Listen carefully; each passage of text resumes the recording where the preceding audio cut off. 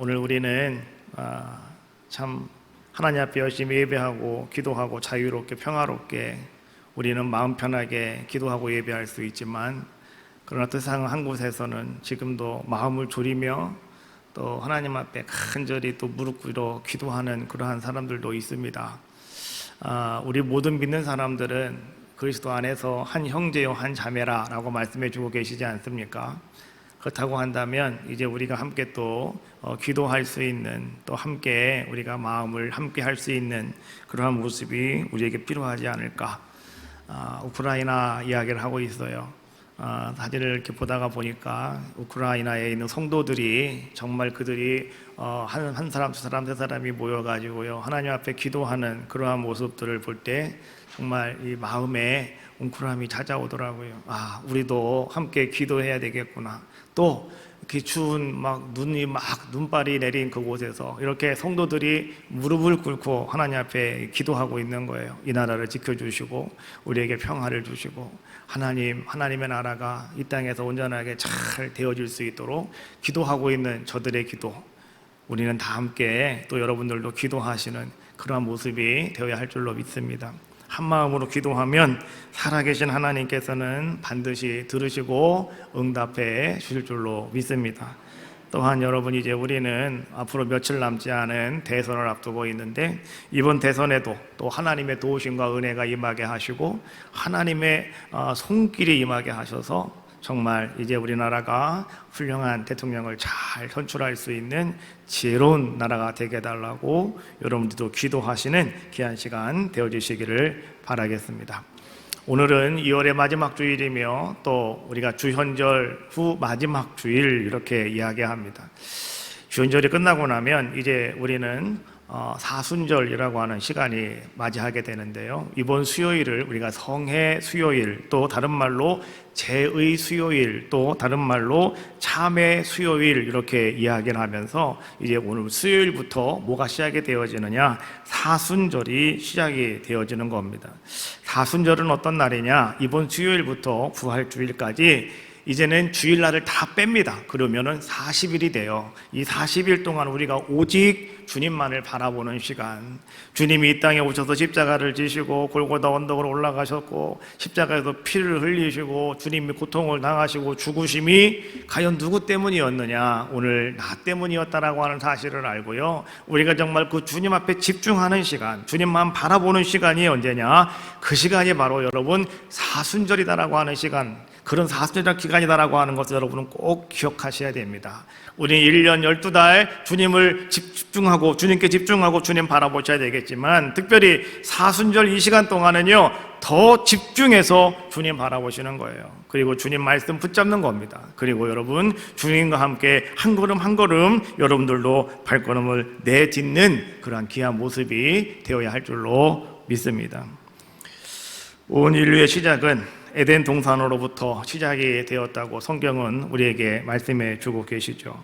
그리고 이후에 하나님께서는 노아를 통해서 이제는 다시 한번 새로운 세계를 또 하나님은 창조하시려고 이제 노아에게 방주를 만들어라 라고 말씀해 주셨는데, 그 방주를 만들었던 장소가 어디였습니까? 바로 가장 높은 산이라고 말하는 아라랏 산이다 라고 이렇게 이야기해 주고 있죠. 하나님이 또 아브라함을 부르시고 아브라함에게 이제 너의 아들 이삭을 나에게 번제로 바쳐라, 그래서 너의 믿음을 나에게 보여라 라고 했던 곳이 어디였습니까? 모리아 산이다 라고 성경은 또 말해주고 있어요. 하나님께서 모세를 부르시고 모세에게 40일 동안 금식하며 기다려라 라고 말씀하시고, 하나님의 말씀을 친히 손으로 써서 모세에게 주신 것이 있는데 바로 그것이 십계명 아니겠습니까? 그런데 그 십계명을 받은 곳이 어디였느냐? 시내산이다 라고 또 성경은 우리에게 말씀해 주고 계시죠.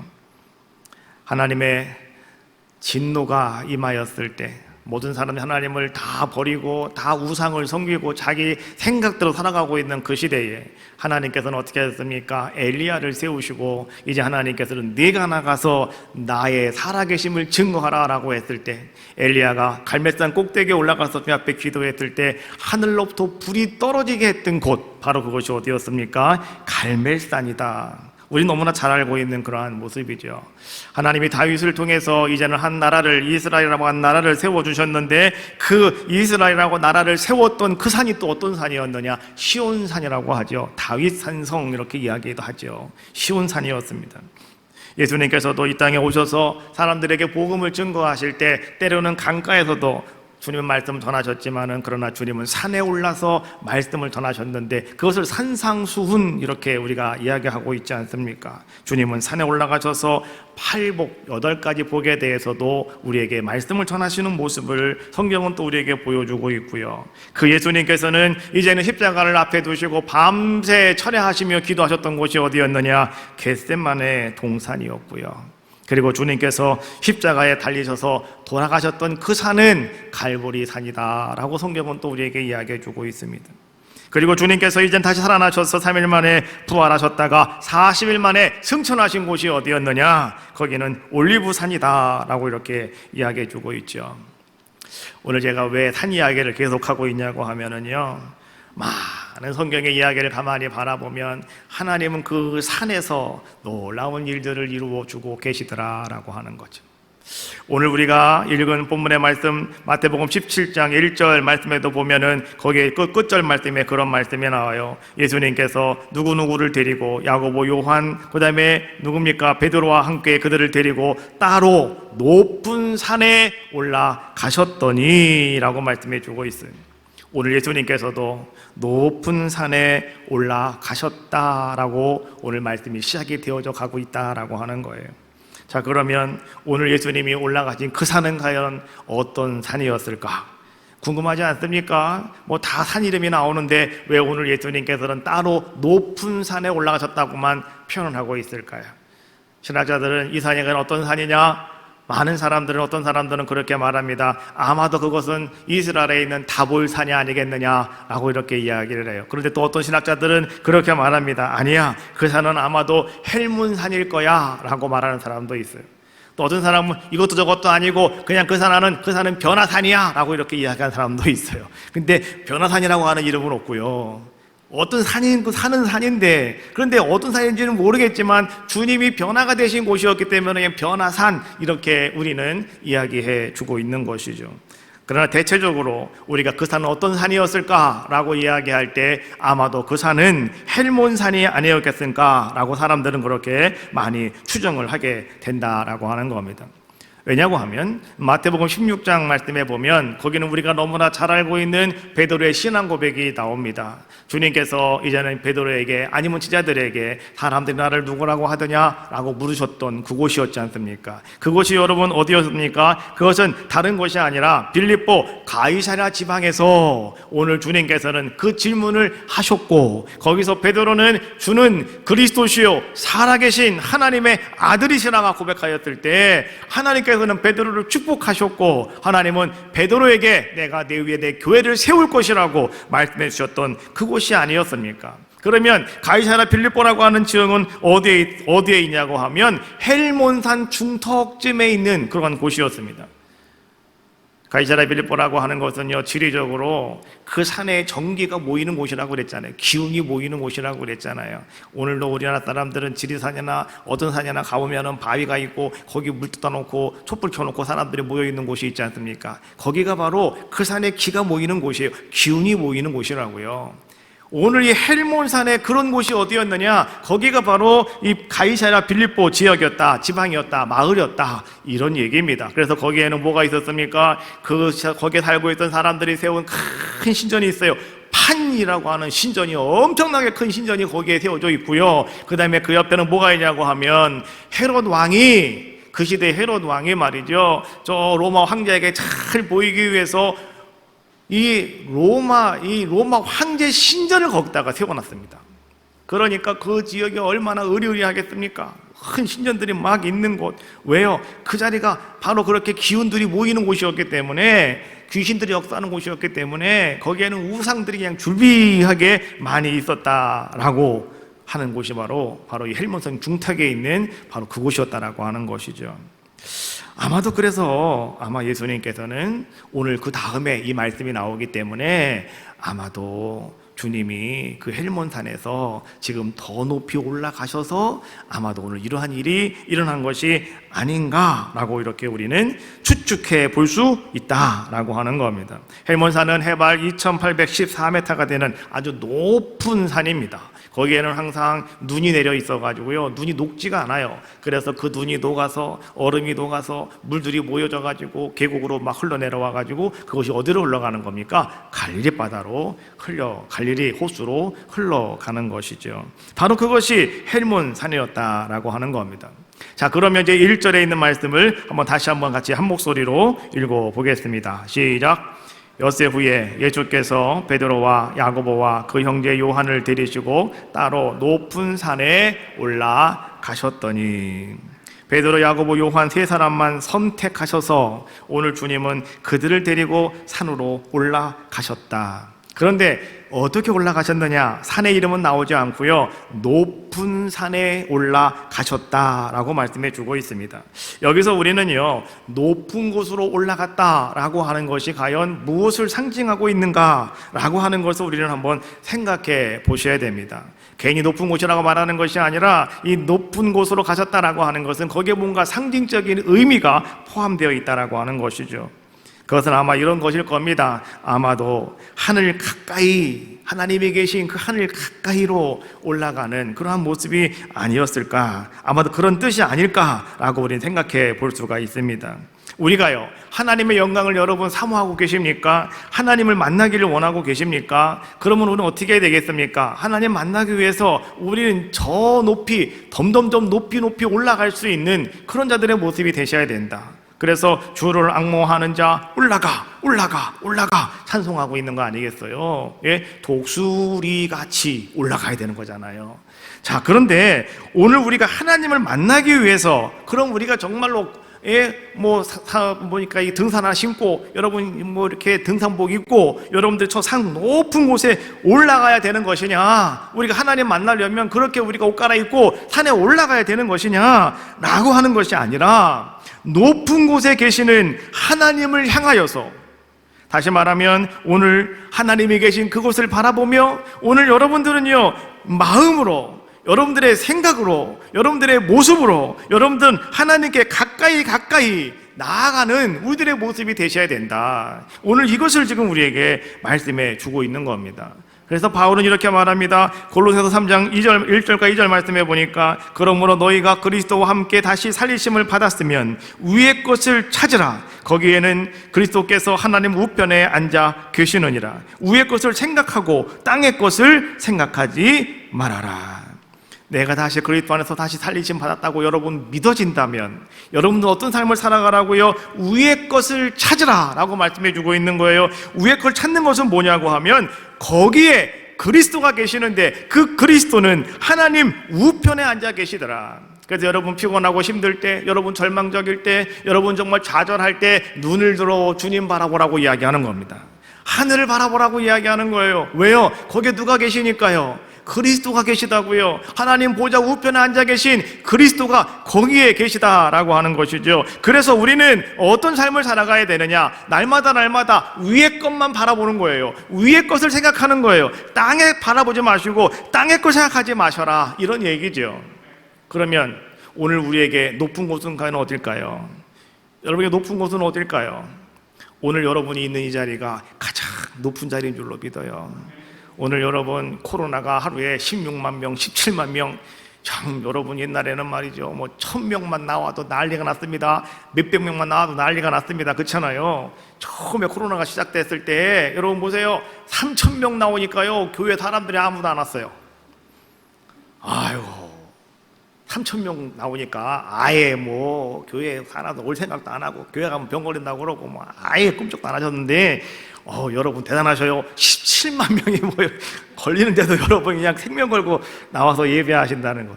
야, 참 대단하신 거예요, 여러분. 그렇잖아요. 왜 우리가 나왔을까요? 하나님 계신 높은 곳을 향해서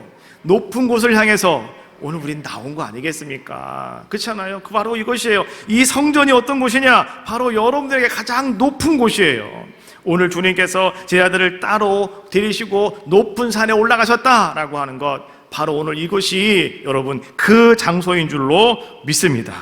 자, 예수님께서 그렇게 제자들과 함께 산에 올라가셨는데, 근데 그때 무슨 일이 일어났느냐? 2절은 이렇게 말씀해 주고 있어요. 그들 앞에서 변형되사 그 얼굴이 해같이 빛나며 옷이 빛과 같이 휘어졌더라. 할렐루야.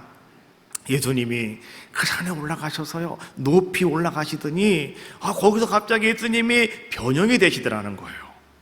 그리고 그 얼굴이 해같이 빛나고 옷이 빛과 같이 막 휘었더라는 거죠.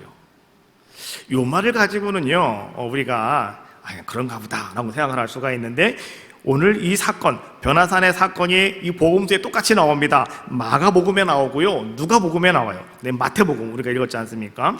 원래는 제가 교회력에 위해 설교를 하고 있기 때문에 누가복음 9장에 있는 말씀을 가지고 설교를 해야 되는데요, 그 말씀 가지고 설교를 하려다가 제가 좀 더 자세한 내용이 나오는 이 7장에, 마태복음 17장에 있는 말씀을 제가 오늘 본문 텍스트로 잡은 거예요. 그래서 이 말씀을 가지고 이제 가는데, 우리는 오늘 마가복음 9장에 있는 말씀과 누가복음 9장에 있는 말씀, 세 본문의 말씀을 같이 놓고 이제 우리가 이 말씀을 묵상을 하셔야 됩니다. 자, 그러면 누가복음 9장 3절 말씀에 보니까 거기는 이 부분을 이렇게 표현하고 있어요. 마가는 이렇게 표현하고 있습니다. 그 옷이 광채가 나며 세상에서 빨래하는 자가 그렇게 희게 할 수 없을 만큼 매우 휘어졌더라. 세상에서 빨래를 가장 잘하는 사람이 빨래해도 그렇게 희게 할 수 없을 만큼 그렇게 옷에서 광채가 나더라는 거죠. 여러분, 빨래를 가장 잘하는, 요즘에 세제가 얼마나 잘 나옵니까? 그렇잖아요. 세제만 잘 써도 옷이 막 광채가 나고 옷이 하얗게 지고 말이죠, 막 그러잖아요. 그런데 세상에서 빨래를 가장 잘하는 사람보다도 더 희게 오늘 예수님의 옷이 그렇게 변화가 되었다라고 하는 것을 오늘 마가는 또 그렇게 고백을 하고 있더라라고 하는 거죠. 이것은 무엇을 지금 우리에게 설명해 주고 있냐고 하면, 이것은요, 인간의 세계를 초월한 영역에서, 우리가 살고 있는 세상에서 이것을 초월한 영역에서 지금 무엇인가 일이 일어나고 있다라고 하는 것을 지금 우리에게 설명해 주고 있는 모습이다라고 하는 겁니다. 그런데 오늘 예수님께서 갑자기 산에 올라가는데 갑자기 뿅 하고서 갑자기 막 이렇게 변화가 되셨을까요? 아니면은 무슨 계기가 있었을까요? 어떻게 주님께서 그렇게 이렇게 변화가 되실 수 있는 그런 것은 과연 어떤 계기였을까?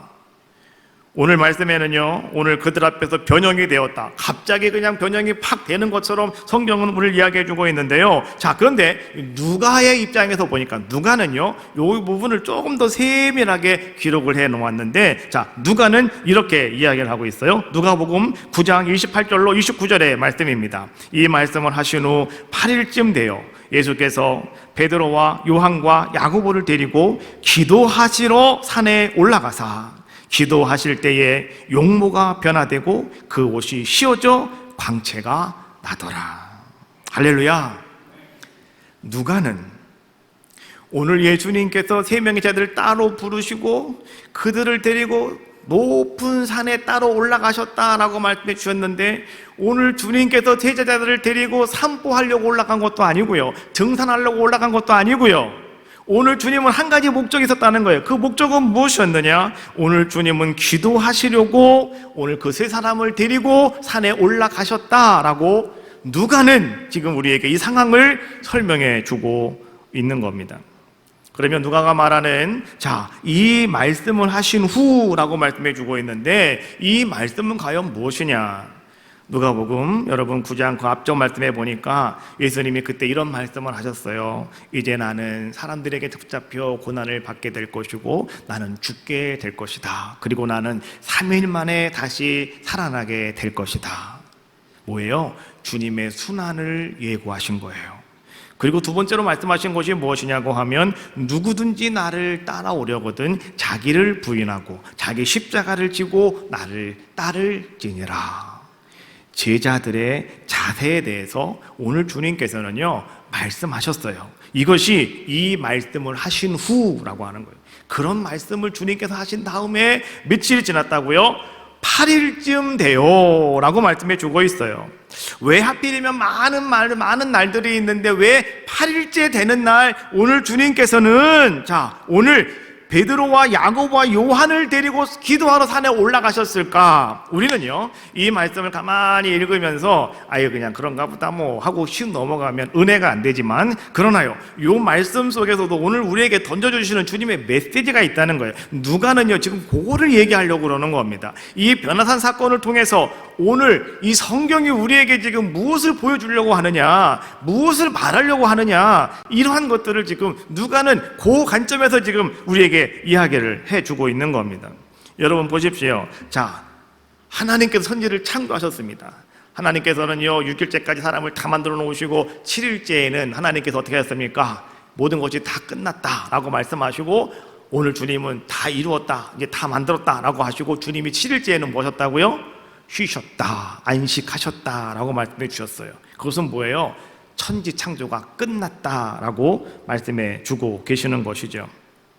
그런데요 여러분, 7일이라고 하는 것은 우리가 통상적으로 말할 때 무엇을 의미하냐고 하면, 7일은 안식일인 즉 그날은 하나님의 첫 창조가 완성되어진 날을 의미하고 있는 겁니다. 안식일은요 금요일 저녁부터 토요일 저녁까지입니다. 성경의 안식일은 금요일 저녁부터 토요일 저녁까지입니다. 그런데 보세요. 오늘 이제는 그 안식일이 지나고 첫 번째 날, 그날이 무슨 날입니까? 안식일 지나고 첫 번째 날, 그날이 무슨 날이에요? 오늘 우리가 맞이하는 주일이거든요. 그 주일은 7일이 지나고 8일째가 되는 날이에요. 그렇죠? 그날은 무슨 날인 줄 아십니까 여러분? 주님이 부활하신 날이에요. 안식 후 첫날 미명의 시간에, 여러분 알고 계시잖아요. 주님이 부활하신 것을 의미해 주고 있는 거예요. 다시 말하면 오늘 여기서 말해주고 있는 8일쯤 돼요, 이 8일이라고 하는 의미는 우리에게 이런 의미를 던져주고 있는 겁니다. 이제 그리스도를 통하여, 예수 그리스도를 통하여 새로운 창조가 시작이 되었다 라고 하는 것을 우리에게 상징적으로 말해주고 있는 것이 무엇이냐? 8일쯤 돼요 라고 우리에게 던져주고 있는 말씀이에요. 여러분, 분명한 것은 무엇이냐고 하면 8일째 주님은 부활하신 거예요. 안식 후 첫날 7일이 지나고 그 다음 날 8일째 되는 날 주님은 부활하신 거예요. 변화산의 사건은요, 이러한 의미로 바라본다면 이 변화산의 사건은 이제 오늘 우리에게 무엇을 지금 이야기해 주고 계시냐고 하면, 앞으로 일어날 주님의 부활 사건과 밀접한 관계가 있다라고 하는 것을 우리에게 지금 교훈해 주고 있다라고 하는 거죠. 여러분, 부활의 영광을 가장 먼저 바라보았던 사람들이 누군지 아시죠? 마태복음 28장 1절 말씀에 보면, 안식일이 다하여 가고 안식 후 첫날이 되려는 미명에 막달라 마리아와 다른 마리아가 무덤을 보려고 왔더니, 두 명의 마리아가 예수님 무덤에 왔다가 그들은 살아나신 예수 그리스도를 만나게 됩니다. 그렇죠? 부활의 영광을 가장 먼저 본 사람들이 누구였느냐? 두 명의 마리아입니다. 막달라 마리아 그리고 마리아, 이 두 사람의 마리아였다라고 하는 거예요. 하나님께서는요, 오늘날도 마찬가지입니다. 여러분, 그 부활의 아름다운 영광을 볼 수 있는 사람이 누구냐?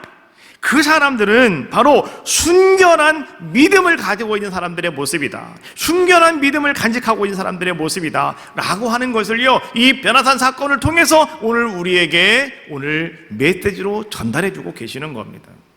그러면 변화산에 올라가서 오늘 그 부활의 이 변화가 되어지신 예수님을 보았던 사람은 딱 세 사람이잖아요. 누굽니까? 첫 번째 베드로, 두 번째 요한, 세 번째 야고보였습니다.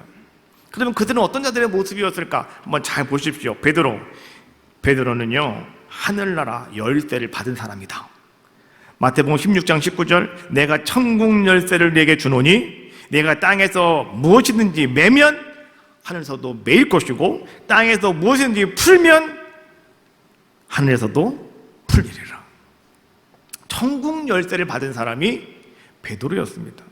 그러면 베드로가 왜 천국 열쇠를 받게 되었는지 여러분 알고 계시죠? 신앙 고백 때문이었습니다. 살아계신 하나님의 아들이십니다 고백을 했더니 예수님이 하시는 말씀, 바요나 시몬아 이것을 내게 알 것은 혈육이 아니라 하늘에 계신 내 아버지라고 그랬잖아요. 천국의 비밀을 깨달은 사람, 다시 말하면 오늘 순결한 믿음을 간직하고 있는 사람이 누구였느냐?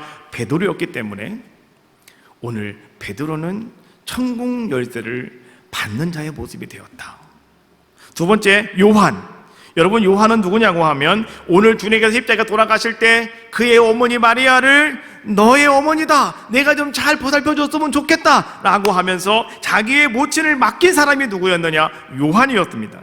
요한복음 19장 27절, 또 그 제자에게 이르시되 보라 네의 어머니라 하신데 그때부터 그 제자가 자기 집에 모시니라. 그 제자가 누구냐? 요한이었습니다. 여러분, 요한은요 어떤 자의 모습이었는지 여러분 알고 계십니까? 요한은 주님이 십자가를 지고 십자가에 돌아가시는 그 순간까지 옆에서 그 자리를 지켰던 사람이 12명의 제자들 가운데 딱 한 사람, 요한밖에 없다는 것이죠. 다른 사람은 다 도망갔어요. 어디 숨었는지도 몰라요.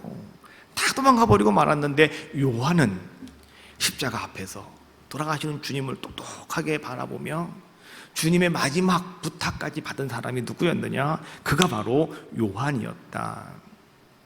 여러분, 끝까지 주님 옆을 지켰던 사람, 그러기에 이 사람은 어떤 믿음을 간직한 사람일까요?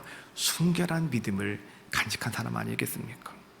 그래서 그 사람이 부활의 영광을 바라볼 수 있는 기한자의 모습이 되었다는 겁니다.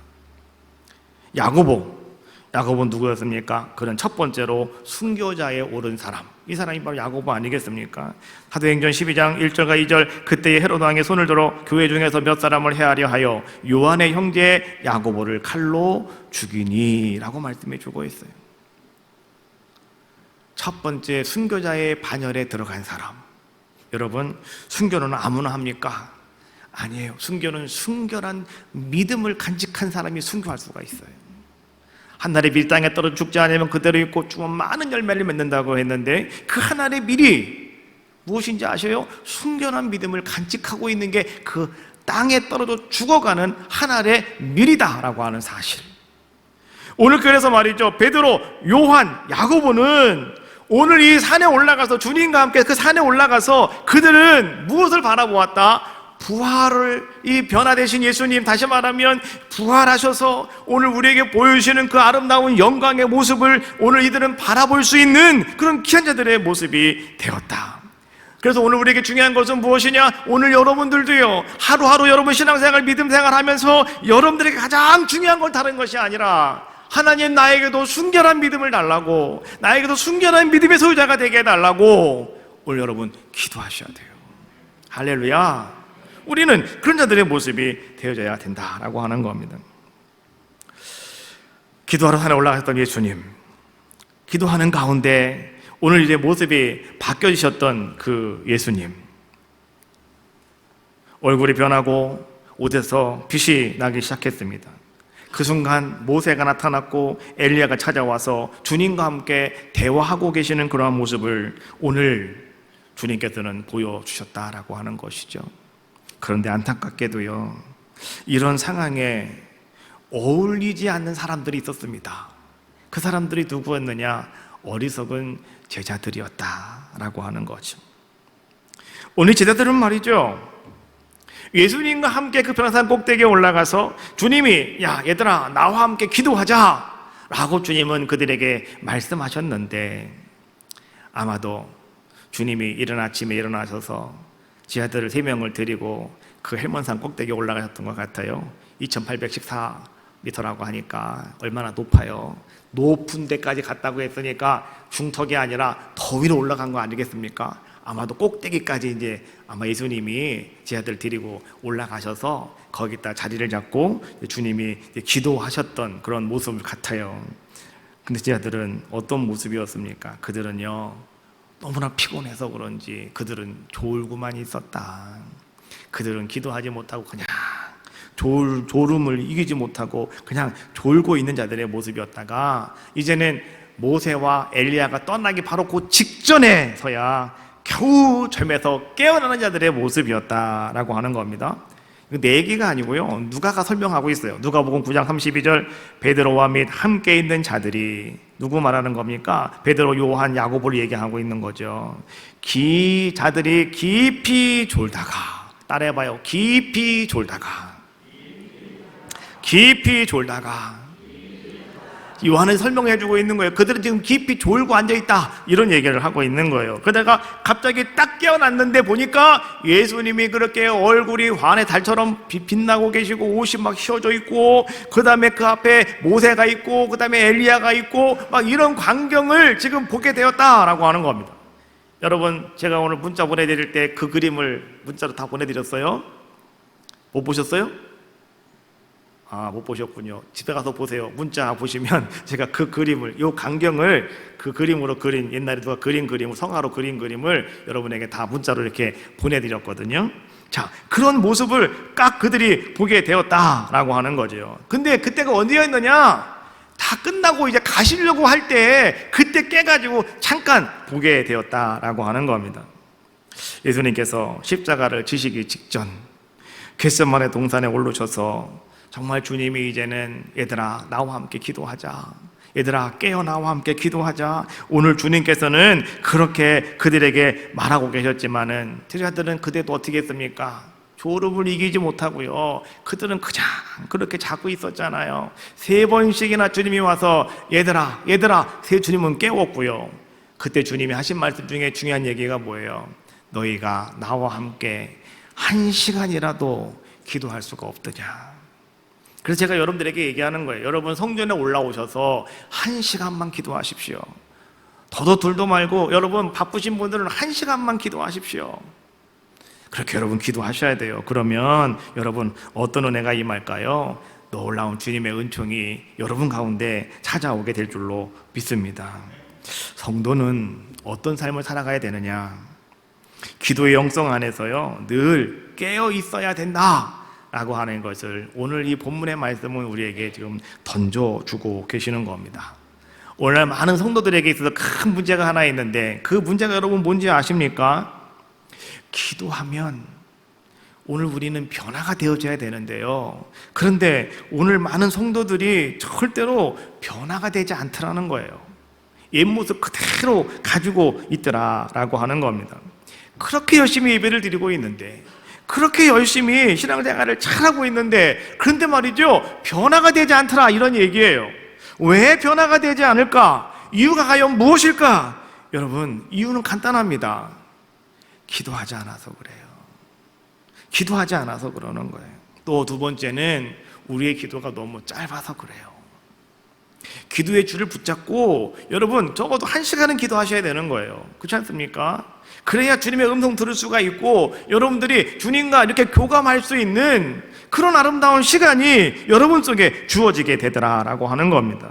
그래서 여러분, 이렇게 사람들은 얘기해요. 기도하는 만큼 나는 변화가 되어진다. 기도하는 만큼 내가 변화가 되어지는 겁니다. 기도하지 않으면 여러분 절대로 변화는 나에게 찾아올 수가 없더라. 그래서 여러분, 내가 변화된다고 하는 것은 상당히 중요한 것이다 라고 하는 거죠. 변화가 되는 것은 내가 주님을 닮아가는 거예요. 내가 주님과 같아지는 그러한 모습으로 내가 바뀌어진다라고 하는 겁니다. 잠에서 간신히 깨어났더니 자, 눈앞에 펼쳐진 광경은 정말 어마어마합니다. 그냥 눈이 막 비실 정도로 말이죠, 광채가 나고. 그래서 오늘 그 제자들은 이것이 내가 꿈을 꾸는 건지 내가 현실 세계에 있는 것인지 막 구별이 안 돼요. 그래서 그들은 너무나 황홀한 그 아름다운 영광만을 그들은 그냥 바라볼 수밖에 없었습니다. 그런데 그때에 이제 베드로가 뭐라고 얘기합니까? 내가 주님을 위해서, 모세를 위해서, 엘리야를 위하여 내가 초막셋을 짓겠나이다. 오늘 이렇게 베드로가 이야기하는 것이 17장 4절에서 우리에게 주고 있는 말씀 아니겠어요? 예수님께서 원하신다면 내가 초막셋을 짓겠습니다. 하나는 주님을 위해서 짓겠고요, 하나는 내가 모세를 위하여, 하나는 내가 엘리야를 위하여 짓겠습니다 라고 오늘 모세가 이렇게 이야기를 합니다. 우리는 이 모세 이야기를 가만히 들으면서 말이죠, 야, 그래도 모세가 대단하구나, 여러분 생각하십니까? 근데요, 오늘 이 말씀을 가만히 바라보면 누가는 그렇게 이야기하고 있더라고요. 오늘 누가가 하는 이야기를 가만히 들어보면 이렇게 얘기해요. 오늘 베드로는 졸다가 헛소리하고 있구나, 이렇게 얘기하고 있더라고요. 누가복음 9장 33절 마지막 절 말씀해 보니까 누가는 그렇게 말하더라고요. 자기가 하는 말을 자기도 알지 못하더라. 내가 하는 말이 나도 알지 못하겠대요. 그건 뭐예요? 횡설수설하고 있다, 헛소리하고 있다, 이런 얘기예요. 여러분, 오늘 베드로가 주를 위하여, 모세를 위하여, 엘리야를 위하여 멋있는 것 같았는데요, 여러분, 그거는 아무것도 아니었더라. 그냥 헛소리였더라, 이런 얘기죠. 왜 오늘 베드로가 헛소리를 할 수밖에 없었을까요? 내가 하는 말을, 자기가 하는 말을 자기도 모를 수밖에 없었을까요? 왜 그랬을까요? 이유가 분명히 있겠죠? 그것은 다른 것이 아니라 졸았기 때문에 그렇다라고 하는 거예요. 졸았기 때문에 그렇다. 여러분, 영적으로도 마찬가지입니다. 여러분이 영적으로 졸면 우리는 어떤 자들의 모습이 되는지 아십니까? 사명을 잃어버리고 말아요. 사명을 망각해버릴 수밖에 없는 자들의 모습이 되더라. 베드로의 경우를 보면 베드로가 그렇습니다.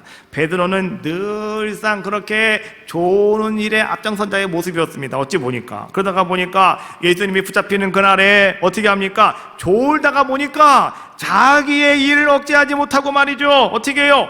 칼을 뽑아가지고 말구의 길을 잘라버리는, 예수님께서는 칼을 거둬라, 칼을 검을 갖다가 찰집에 집어넣어라, 다시 그 말구의 길을 집어가지고 고쳐주시면서 뭐라고 말씀하셔요? 칼로 살아는, 칼로 든 자는 칼로 망한다고 그러잖아요. 칼 갖고 저렇게 이렇게 하는 거 아니라고 오늘 주님께서는 말씀하셔요. 그건 뭐야? 베드로 너 실수했어, 이런 얘기하고 있는 거 아니겠습니까? 또 베드로는 말이죠, 졸다가 보니까 어떤 자의 모습이 되었습니까? 주님을 멀찍이서 따라갔다고 합니다. 멀찍이서 따라갔대요.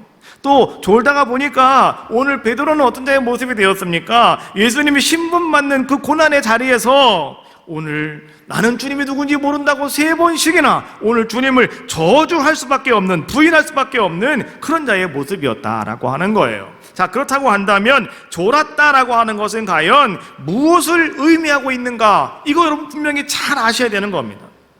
졸았다라고 하는 것은 무엇을 의미하는 것이냐? 그것은 바로 기도하지 않았다, 이거 얘기해 주고 있는 거예요.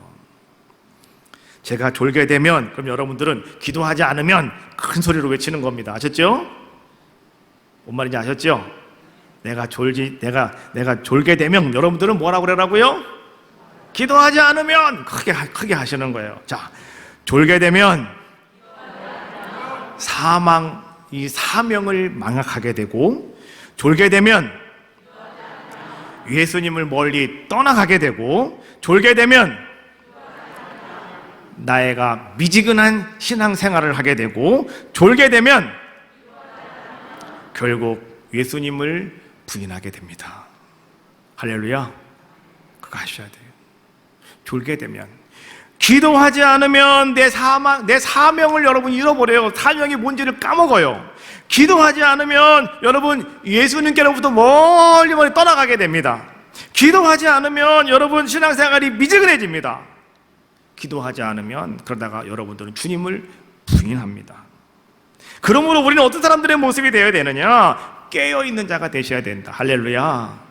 여러분, 깨어있는 자가 되셔야 돼요. 깨어있다고 하는 것이 뭐라고요? 기도하는 사람이 되어야 된다, 이런 얘기예요. 우리 에데교 성도님들은 다 같이 깨어있는 자, 졸지 않는 자, 기도하는 자가 되시기를 주님의 이름으로 축복합니다. 자, 5절 말씀해 보니까, 자, 말할 때 호련히 빛난 구름이 그들을 덮으며 구름 속에 소리가 나서 이르시되 이는 내 사랑하는 아들이요 내 기뻐하는 자니 너희는 그의 말을 들으라 하시는지라. 예수님의 참 제자가 되는 것, 이것이 우리들이 추구하고 있는 거 아니겠습니까? 그런데 오늘 우리가요, 참 제자가 되는 일에 있어서 큰 걸림돌이 되는 것이 한 가지가 있어요. 그것이 무엇이냐고 하면 주님 말씀을 듣지 않는 겁니다. 말씀을 듣지 않는 것. 그럼 우리는 주님의 참 제자가 될 수 없다라고 하는 거예요. 그래서 주님은 너무나 답답해서요, 주님이 하신 말씀 가운데 이런 말씀이 나와요. 마가복음 8장 18절, 너희가 눈이 있어도 보지 못하며 귀가 있어도 듣지 못하느냐, 또 기억하지 못하느냐. 오늘 우리는요, 눈이 있어도 보지 못하고 귀가 있어도 듣지 못하는 그러한 모습을 가지고 있다고 한다면, 여러분, 안 돼요. 눈은 보라고 주신 것이요, 귀는 들으라고 주신 거 아니겠어요? 뭔가 장애가 있어서 볼 수 없다면 할 수 없겠지만, 그러나 아무 이상이 없는데 왜 눈을 가지고 못 보십니까? 왜 귀를 가지고 못 듣느냐라고 하는 거예요. 우리는 무엇보다도 듣는 자가 되셔야 돼요. 여러분, 기도할 때도요, 내 기도만 막 하고 집에 가시는 것이 아니라 기도한 다음에 하나님 말씀 들어야 돼요. 주님이 내게 하시는 말씀을 여러분 들으셔야 되는 거예요. 그리고 그 말씀을 들었으면 어떻게 되는 거예요? 순종하셔야 되는 거죠. 믿음은 하나님의 말씀을 들을 때 생각이 난답니다. 그래서 여러분, 기도가 중요한 거예요. 하나님 말씀을 듣는 게 중요한 거예요. 지난주 월요일 날 최성기 장로님이 저녁 10시에 우리 권사님과 함께 제 사무실로 찾아오셨어요. 밤늦게 10시에 오셨어요. 그래서 밤중에 사무실로 들어오시니까 밤중에 사무실에 왜 들어오시냐고, 나 자야 되는데 이제 나도 올라가야 되는데, 그랬더니 잠깐 오시길래 뭐 또 기도 제목이 있으신가 들어오시라고 그랬어요. 이제 앉으셨는데 거두절미하고 늦었으니까, 시간이 없으니까 그냥 빨리빨리 얘기하시더라고요. 목사님, 교회에서 20주년을 기념으로 해서 해외에 교회 3개를 짓겠다고 하셨는데, 기도하는 가운데 하나님께서 유명한 권사님을 통해서 응답을 주셨대. 하나님 말씀하셨대요. 야, 하나 해야지 않겠느냐, 이런 말씀을 하셔서 그 이야기를 유명한 권사님이 오늘 아침에 하더래요. 가게에서 일을 하다가 오늘 그 이야기를 하시더래요. 그래서 장로님이 말 나온 김에 순종하자, 그냥 이거 다음에 순종하면 또 흐리부지 되니까 그냥 말 나온 김에 순종하자. 그래가지고 없는 돈에 은행 가가지고 하여튼 그 돈을 만들어가지고 수표 한 장으로 만들어가지고 갖고 오셨더라고요. 할렐루야. 아유, 저는 그래가지고 그날 밤에 졸려가지고 잠자려고 다 깜짝 놀래가지고 말이요, 제가 그날 저녁에. 그래서 그것을 붙잡고 제가 이제 기도하고 하나님 말씀에 따라 순종하고 말씀을 들을 수 있는 은혜를 주신 것 감사하고, 또 귀한 사명 감당할 수 있도록 용기 주신 것도 감사하고, 그렇잖아요. 그 얼마나 감사합니까? 그렇잖아요. 그래서 정말 제가 그날 저녁에 막 잠이 다 안 오더라니까, 제가 가가지고 자려고 했는데 잠이 안 와요. 그냥 장모님 때문에 그날 밤에 밤새 내가 그냥 잠도 못 잤어. 내 마음이 설레가지고 잠도 못 자고 막 그랬는데요. 저는 그래요. 야, 하나님 말씀을 들을 수 있다고 하는 게 얼마나 귀한 것인가. 못 들으면 아무것도 안 되는 거죠. 그렇죠? 그러나 들었기 때문에 우리는 순종할 수 있는 뭐 이런 자의 모습이 될 수 있는 것이 아니겠는가.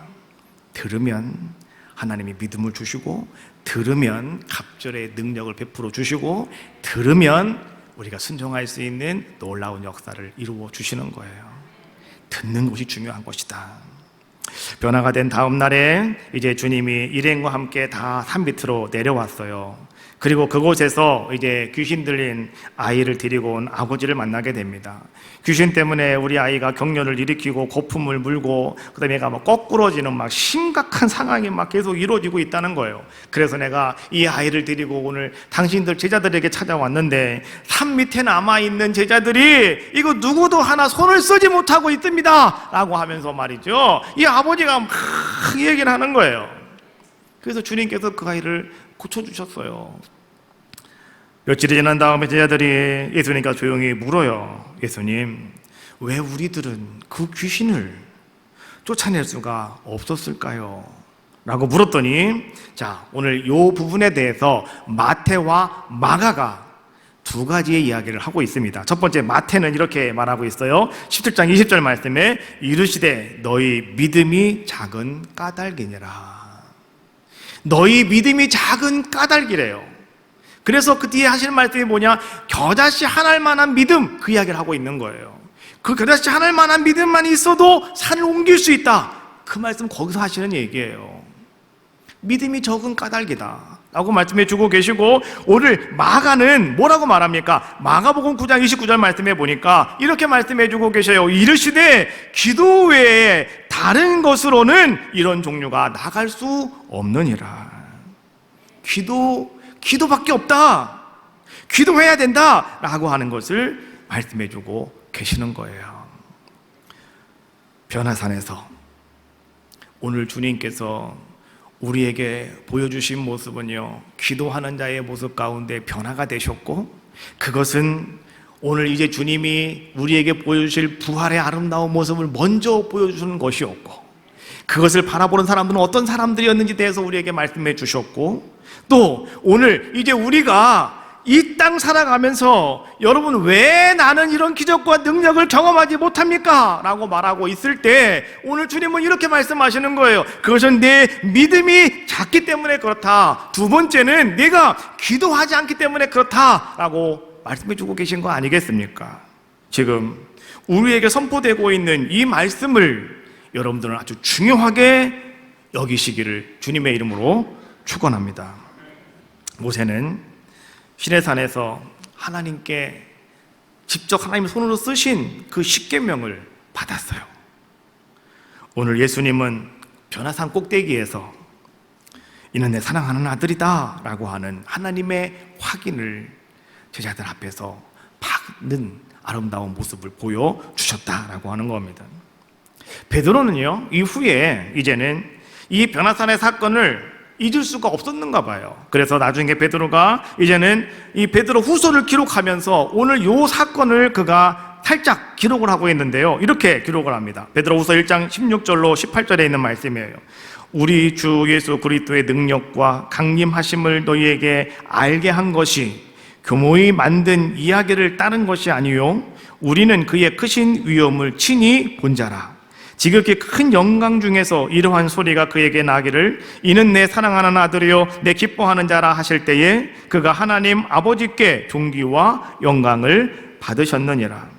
이 소리는 우리가 그와 함께 거룩한 산에 있을 때에 하늘로부터 난 것을 들은 것이니라. 변해산에서 베드로는요 분명히 들은 게 있다는 거예요. 그것이 뭐냐? 이는 내 사랑하는 아들이다, 내 기뻐하는 자다. 이 소리를 베드로는 거기서 분명히 들었다는 거예요. 그러면서 오늘 이제 마태는 이렇게 말합니다. 17장 8절 말씀해 보니까 제자들이 눈을 들고 보매 오직 예수 외에는 아무도 보이지 아니하더라. 여러분, 오늘 우리의 삶 속에 우리는 변화산에서 바라보았던 것처럼 황홀함이 우리에게 찾아올 수도 있어요. 정말 우리가 꿈을 꾸는 건지 내가 현실에 있는 건지 분간이 안 될 정도로 오늘 우리가 그러한 경우를 맞이할 때도 분명히 우리에게 있다라고 하는 겁니다. 그러나 그때 여러분 분명히 아십시오. 변화산에서의 그 영광을 붙잡아 둘 생각도 하지 마시고요, 거기다 내가 집을 짓고 거기서 내가 만수무강해야지 이런 생각하지 마시고요, 또 여러분들이 그 속에서 예수님 외에 다른 거 모세나 엘리야를 내가 잘 모셔야 되겠다 이런 생각도 하지 마시고요, 오직 우리는 어떤 자들의 모습이 되어야 되겠느냐? 하늘로부터 확인시켜주고 계시는 이는 내 사랑하는 아들이요 내 기뻐하는 자다라고 하는 그 말씀을 들었다고 한다면 우리는 그 예수님만 바라보고 예수님 말씀만 순종하면서 예수님 중심으로 여러분 살아가는 우리들의 모습이 되어져야 한다는 겁니다. 이후로 여러분의 삶은 어떤 삶이 되셔야 되느냐? 오직 예수입니다. 오직 예수 외에는 여러분 눈에 보이면 안 돼요. 오직 예수님만 보이시면 되는 거예요. 그러면 우리는 우리의 믿음과 우리의 신앙생활 속에서 여러분 승리하는 귀한 자의 삶을 여러분들은 이루어가게 될 줄로 믿습니다. 오늘 주님은 여러분들에게 다시 한번 말씀해 주고 계셔요. 부활의 아름다운 영광을 만끽하기를 원하십니까? 졸지 마시라고요. 그러면 우리는 헤맬 수밖에 없어요. 내가 무슨 일 하는지도 모르고 내가 무슨 말 하는지도 모르고 우리는 그렇게 그냥 이상한 말만 할 수밖에 없는 거예요. 그러나 깨어 기도하면, 여러분 깨어 기도하면 오늘 그 사람은 분명한 주님의 영광을 바라보는 귀한 자가 될 줄로 믿습니다. 오직 예수 외에는 내 눈에 보이는 분이 없습니다. 이런 고백으로 이 한 해 승리하시는, 남은 10달 승리하시는 우리 모두가 되시기를 주님의 이름으로 축복합니다. 자, 수많은 물이 줄지어 찬양합시다.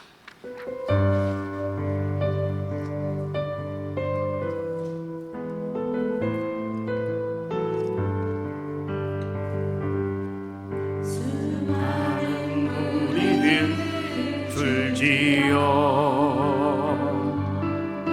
그분을 보기 위해 따르네.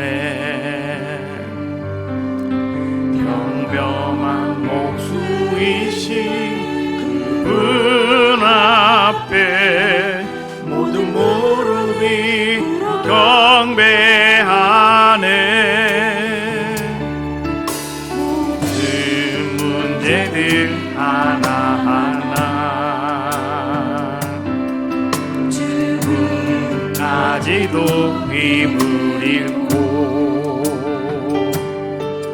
생명의 근원 되신 예수 이름 앞에 모든 권세들 굴복하네. 예수 이름 높이세. 예수 이름 높이세. 능력의 그 이름 예수 이름 높이세. 구원의 그 이름 예수 이름을 부르는 자 예수 이름을 믿는 자 예수 이름 앞에 나오는 자 복이 있도다. 예수 이름 높이세.